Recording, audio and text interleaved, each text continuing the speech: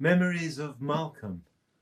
I first encountered Malcolm Arnold in 1963 when I was but a callow youth in the National Youth Brass Band of Scotland, and we played the first performance of Little Sweet Number 1 for brass band, which had been commissioned for the summer course. I still have some of the themes, especially the gorgeous Siciliano, buzzing around my head. I next encountered his music in the later 60s when I was palling about playing music with friends I'd met in the National Youth Orchestra. We played Malcolm's Brass Quintet from 1960, along with other music by John McCabe and Justin Connolly.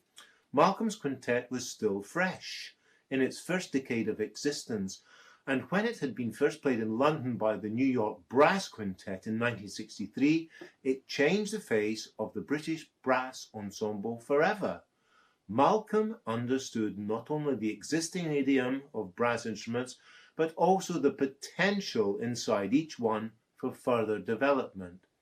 His tuba writing for Harvey Phillips, the New Yorker's tuba player, was revelatory, and when Philip Jones heard his virtuosic and lyrical interpretation of Malcolm's music, he determined to use tuba instead of bass trombone in his own quintet from that moment onwards. That's when John Fletcher joined Philip Jones's group, and his reading of Malcolm's tuba part set the standard for every subsequent tuba player. Subsequently, Philip Jones persuaded Malcolm to write a symphony for brass for the Cheltenham Festival in 1978, and I remember getting time off from the Philharmonia to play in the first performance. Malcolm had listened to the Philip Jones group playing Mussorgsky's pictures at an exhibition before writing the piece, and made the reasonable assumption from the Argos recording that the Philip Jones brass ensemble could play anything. The rehearsals didn't go well. Malcolm got very grumpy and said we couldn't play our instruments properly. We had to transpose the whole thing down a tone because the tessitura was so high we couldn't get through it. It lasted for 25 minutes, and in the end we had to get a conductor, Howard Snell, to come in and conduct it because we couldn't keep the final movement, double fugue, together without one. Needless to say, the performance went brilliantly, brought the house down, and this dark, brooding piece has gone on to become a cornerstone of the brass repertory. Malcolm had many friends amongst the players in the London orchestras.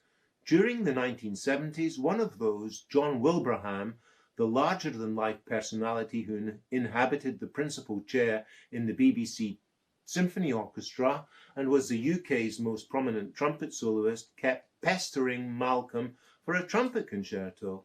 Eventually, his persistence paid off, and Malcolm produced his concerto, a sparkling work in 3 short movements. The work has a prominent harp part, which duets with the trumpet in the second movement. This was written with John Wilbraham's wife, the harpist Susan Drake, firmly in Malcolm's mind. Unfortunately, John Wilbraham was seriously ill when it came to the time for the first performance, and it fell to me to do the premiere at the Royal Albert Hall with Alexander Gibson conducting the orchestra of the Royal College of Music as part of their centenary celebrations in 1982. I shared a dressing room with Sandy, that's Alexander Gibson, and he was in the habit of having a wee dram before going on stage.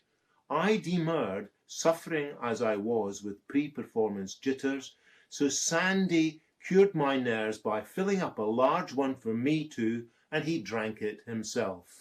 We went on stage, and he had a determined gleam in his eye, quite frightening to behold. It felt like he was about to fight Bannockburn all over again. Down came the first beat, I played on the second, and I had to dodge sideways as his baton almost took my eye out. Malcolm came to the dressing room afterwards and asked me if I enjoyed the last note. The last note of his trumpet concerto is a shocker. It is testament to Malcolm's oversized sense of humour that he takes the solo trumpet up to a top E on this last note above the orchestral trumpet's top C. He said, "I just love that buzzing effect you hear, the difference tone 2 octaves below. It's just like the first trumpet entry in Shostakovich 5. Thanks for getting it. It would have been really embarrassing if you'd missed it."